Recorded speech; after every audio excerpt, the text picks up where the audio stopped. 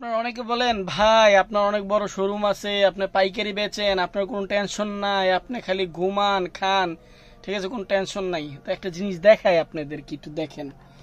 এই যে দেখেন, এই যে কম্পিউটার আমার এটা, এই যে দেখেন এখানে কয়টা বাজে, 4:22 বাজে, ঠিক আছে। এই যে একটু খেয়াল করে শোনেন, আজান দিতেছে, অনেক দূরে আজান দিতেছে, ঠিক আছে।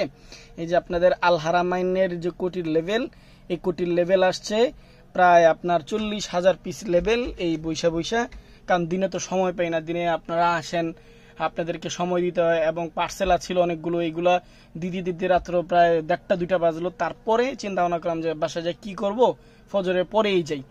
এই যে দেখেন আপনাদের লেবেল গুছাইলাম বসে বসে, এতক্ষণ ওই যে শাটার বন্ধ করে এতক্ষণ লেবেলটা গুছাইলাম, ঠিক আছে।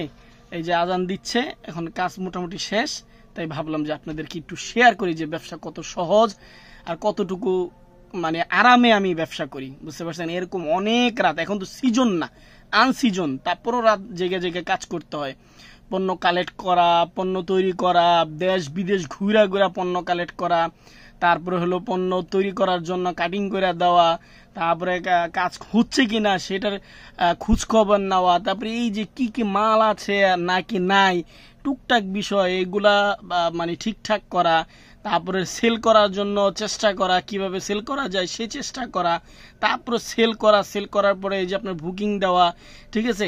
এরপরে হলো দোকান গুছায় রাখা, ডেকোরেশন করা। দেখেন আপনার প্রতি বছরে দেখেন ডেকোরেশন, আমার দোকানে যা আছে সবগুলো কিন্তু আমি নিজেই ডেকোরেশন করছি। এই যে দেখেন যা দেখতেছেন এগুলো কিন্তু সব আমার নিজের হাতে ডেকোরেশন করা। এই যে দেখেন আমার এখানে কালকে কারখানায় কাজ করছি, এই যে এগুলোতে কাজ করছি, এই যে এখানে হাতুড়ি পুরে আছে, সব কিছুই আছে, ঠিক আছে। যেহেতু সামনে এই যে লাইটটা বানাইলাম, কালকে বানাইছি, যেহেতু সামনে কোটি সিজন, তাই গুছগাছ করতেছি আর কি। গোডাউন ঠিক করলাম, কারখানায় আপনার সব কিছু লাইন টাইন ঠিক করলাম, কারেন্টের লাইনগুলো ঠিক করলাম, ঠিক আছে। এই যে এইলো ভাই আরামের ব্যবসা, বুঝতে পারছেন। যারা ব্যবসা করবেন একটু চিন্তা ভাবনা করে করবেন। যদি আপনি চিন্তা করেন যে ভাই আমি লাভ করতে চাই, হ্যাঁ, তাহলে আপনি ব্যবসা করেন। আর যদি বলেন যে না আমি জীবনে সাকসেস হতে চাই বা কিছু করতে চাই, তাহলে ভাই পরিশ্রম করতে হবে, লাভের চিন্তা করা যাবে না, বুঝতে পারছেন।